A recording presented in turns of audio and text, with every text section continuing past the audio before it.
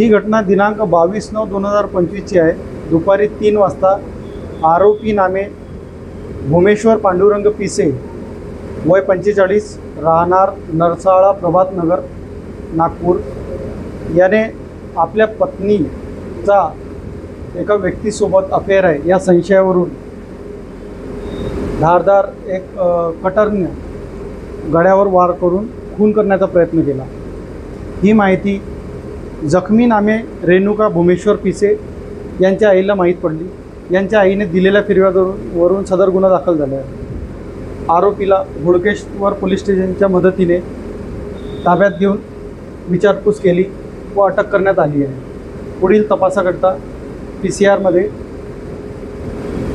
पुढची माहिती मिळणार आहे। सदर आरोपीचे नाव भूमेश्वर पांडुरंग पिसे वय 45 राहणार नरसाळा प्रभात नगर नागपूर। ही घटना ADFC बँक शाखा कार्यालय सदर पोलीस स्टेशन अंतर्गत याच्या पार्किंगमध्ये झालेली आहे। दुपारी 3:30 दरम्यान ही घटना झालेली आहे।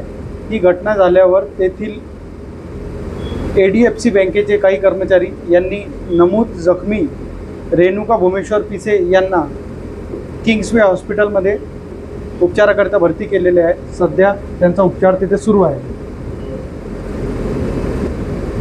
आरोपी अटकेत आहे आणि पुढच्या तपासाकरिता माननीय न्यायालय यांच्याकडे यांच्यासमोर हजर करण्यात येणार आहे।